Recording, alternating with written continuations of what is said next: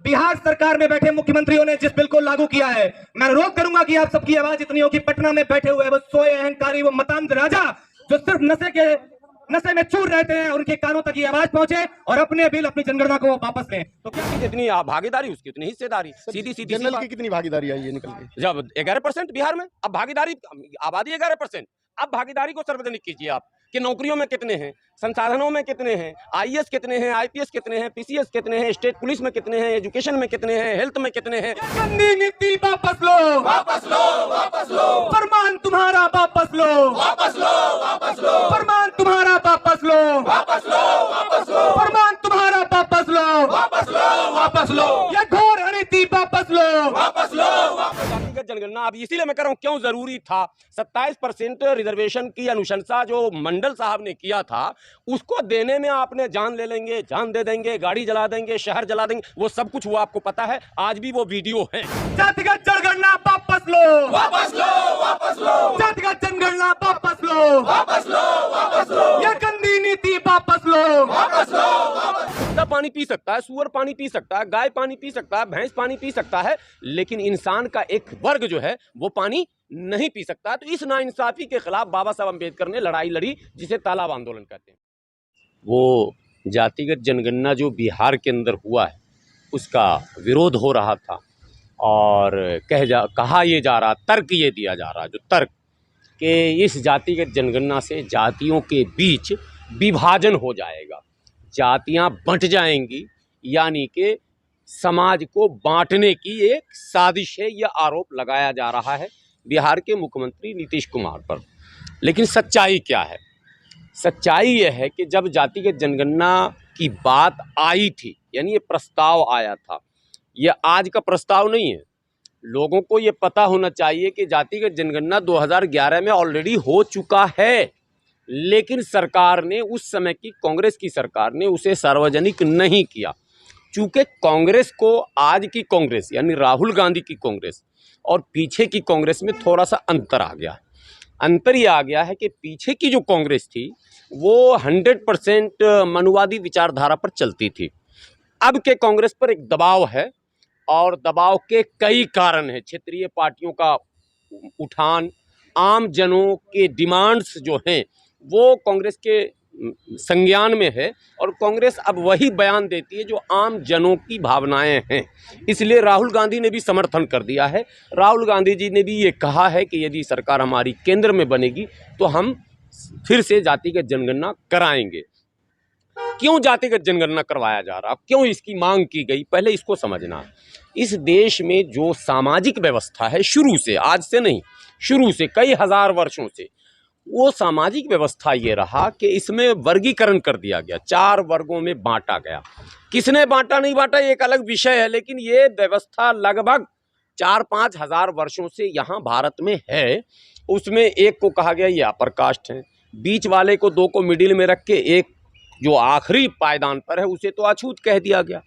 अब अछूत कहा गया नहीं, अछूत की तरह व्यवहार भी किया गया। केवल मुंह से कह दिया जाता तो मान लिया जाता। इतने अछूत हुए कि उनको तालाब से पानी पीने का अधिकार नहीं था।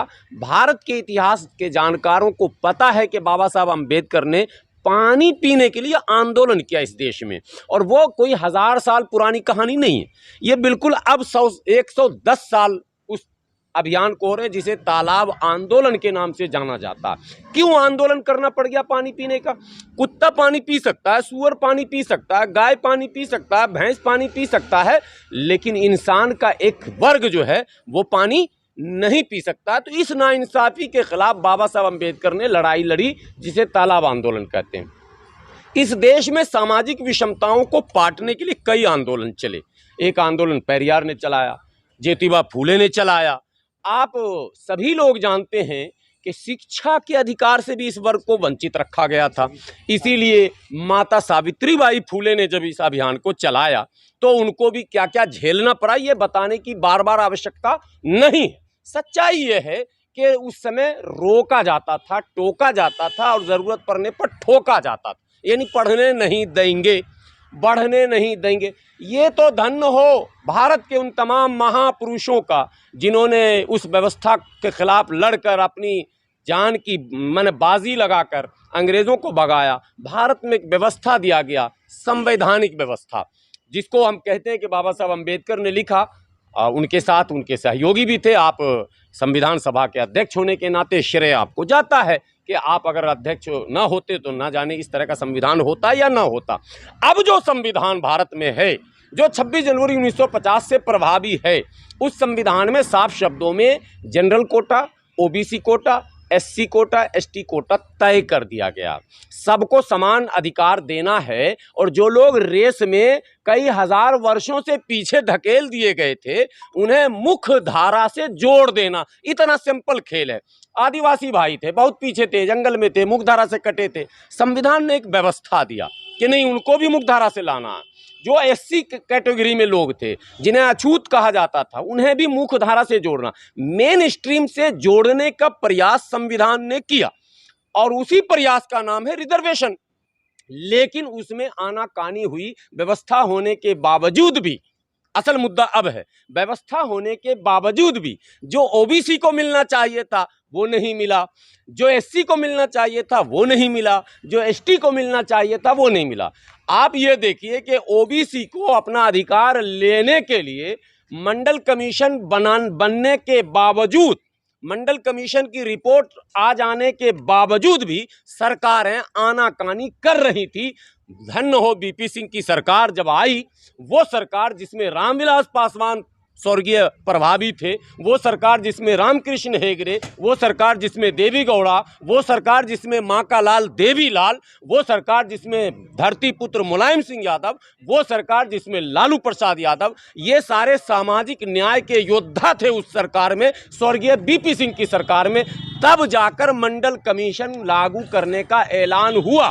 याद कीजिए उन दिनों को जब मंडल कमीशन लागू हुआ, वो दृश्य देखिए।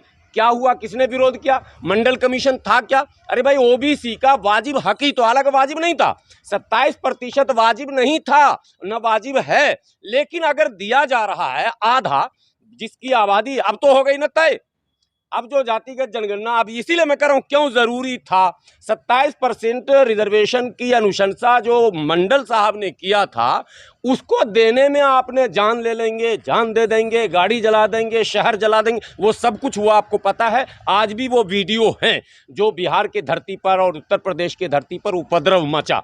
मेरा कहना है, अपने छोटे भाई को अधिकार देने में आप आनाकानी करेंगे और वो अधिकार मांगेगा तो आप कहेंगे ये तोड़ने की साजिश है, और उसके अधिकार के समर्थन में अगर कोई आएगा तो आप कहेंगे तोड़ने की साजिश है। नहीं, ये तोड़ने का नहीं है, ये अधिकार देने का एक प्रयास है और सकारात्मक प्रयास है। तो जातिगत जनगणना अगर नहीं होता, 27% रिजर्वेशन होने के बावजूद भी ओबीसी ईबीसी को आप मिला लें, तो किसी भी विभाग में, भारत के स्वास्थ्य विभाग में, भारत के शिक्षा के विभाग में, भारत के डिफेंस में, भारत के तमाम राज्यों के पुलिस में, कहीं भी 27% आपको ओबीसी ईबीसी नहीं मिलेंगे।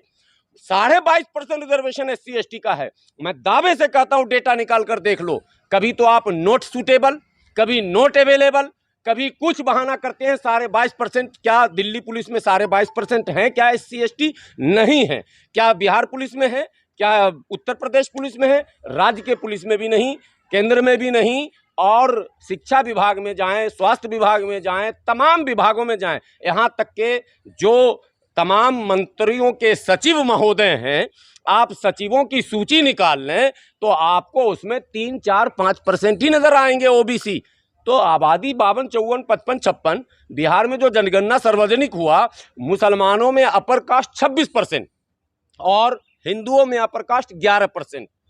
दोनों को अगर मिला दें 200% में 26 और 11 मिला भी दें, तब भी हम 70 के ऊपर जा रहे हैं, और हमारी भागीदारी 20 से नीचे है। तो हम मांगे नहीं, बताइए, हम मांगे नहीं। हो रहा है कि भाई गरीबी के आधार पर आप दीजिए आरक्षण, तो यही बात तो पहले भी होना चाहिए था।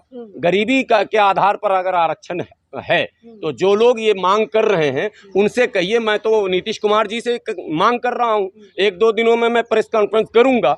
नीतीश कुमार जी से मैं मांग कर रहा हूँ कि आपने जातिगत जनगणना सार्वजनिक कर दिया, लेकिन 13 कॉलम 13 सवाल पूछे गए थे। उसमें एक सवाल ये भी था कि आपके पास धन कितना है। एक सवाल ये भी था कि आपके घर में नौकरी कितनी है, एक सवाल उसमें यह भी था कि आपके घर में गाड़ी कितनी है। मैं माननीय मुख्यमंत्री जी से विनती करता हूं कि आप वो आंकड़े भी सार्वजनिक कर दें, पता चल जाएगा कौन अमीर है कौन गरीब है। धन, धरती और प्राकृतिक संसाधनों पर किसका कितना कब्जा है ये भी सार्वजनिक हो जाए, तब तो सबर हो जाएगा। मंशा क्या है? पहले जाति जनगणना से पहले कोर्ट में गए लोग अब सड़कों पर आ रहे हैं। मैं कोर्ट में गए, कोर्ट में जो तर्क हमारे वकीलों ने यानी सरकार नीतीश कुमार के वकील ने, बिहार सरकार के वकील ने जो तर्क दिया, उस तर्क के आधार पर अनुमति मिली। पहले रोका गया, बाधा डाली गई, फिर अनुमति मिली तो आ गया। जब जनगणना मुकम्मल हो गया तो उसको सार्वजनिक ना किया जाए, इसके लिए भी सुप्रीम कोर्ट गए थे ये कि नहीं उसको सार्वजनिक नहीं कीजिए। आपको क्यों डर है भाई? किस बात का डर है? क्या चिंता सता रहा है? ये एक सवाल है। इसका मतलब वो जो कहावत है चोर के दाढ़ी में तिनका, वो है। अधिकार मार के बैठे हैं, हक दबा के बैठे हैं। आप आबादी 10% और नौकरी में 50%। अभी बिहार में राजनीति अगर आप देखें तो स्वतंत्रता के बाद श्री बाबू भूमिहार, श्री कृष्ण सिंह भूमिहार थे, कई साल रहे। उसके बाद आप एक लाइन से देखेंगे भागवत झा, जगन्नाथ मिश्रा, बिंदेश्री दुबे, क्या कहते हैं, मतलब जितने हैं टोटल पॉलिटिकल कब्जा किनका था? भूमिहार और ब्राह्मण का, ठीक है। लेकिन जब सामाजिक न्याय का दौर आया तो लालू जी आए, और लालू जी के बाद क्या हो गया? उसके वो दिन है और आज का दिन है, कोई भी अपर कास्ट के लोग मुख्यमंत्री नहीं बने। सेम उत्तर प्रदेश में आप पूरा रिकॉर्ड देखा, नारायण दत्त तिवारी, विश्वनाथ प्रताप सिंह और कौन दुबे और चौबे, ये सब थे मुख्यमंत्री। और अचानक सामाजिक न्याय का दौर आया तो मुलायम सिंह यादव, बहन कुमारी मायावती, अखिलेश यादव, और अगर भारतीय जनता पार्टी को भी अवसर मिला तो स्वर्गीय कल्याण सिंह, यानी लोध समाज के, यानी कोशिश के ओबीसी की वजह से। हक अधिकार की बात है या 2024 का एजेंडा सेट? नहीं, ये एजेंडा नहीं, ये बहुत पुरानी लड़ाई है। जब बीपी मंडल जी को ये बताया गया था कि आप सर्वे करके जनरल आंकड़े की नहीं तो मंडल कमीशन का जो रिपोर्ट आया था उस टाइम मोदी जी थे क्या? नहीं थे, मोदी जी तो नहीं थे। ये कोई 24-26 का मसला नहीं है, ये परमानेंट एक लड़ाई है। वो है जिसकी जितनी भागीदारी, जो साहब कांशीराम का नारा था, जिसकी जितनी हिस्सेदारी, जिसकी जितनी भागीदारी उसकी उतनी हिस्सेदारी। सीधी जनरल की कितनी भागीदारी आई है निकल के? जब 11% बिहार में, अब भागीदारी, आबादी 11%, अब भागीदारी को सार्वजनिक कीजिए आप कि नौकरियों में कितने हैं, संसाधनों में कितने हैं, आईएएस कितने हैं, आईपीएस कितने हैं, पीसीएस कितने हैं, स्टेट पुलिस में कितने हैं, एजुकेशन में कितने हैं, हेल्थ में कितने हैं, और दूसरे तमाम विभागों में आप नौकरी को सार्वजनिक कीजिए कि सरकारी नौकरी में, एक तो प्राइवेट करके आपने वो कोटा हटा दिया, कंपटीशन का मसला हुआ, अप्रोच का मसला हुआ। प्राइवेट कंपनियों के मालिक जो हैं वो अपर कास्ट के ज़्यादा हैं, तो अप्रोच उनका काम करता है, दलितों का, आदिवासियों का। एक बयान आया, उन्होंने कहा कि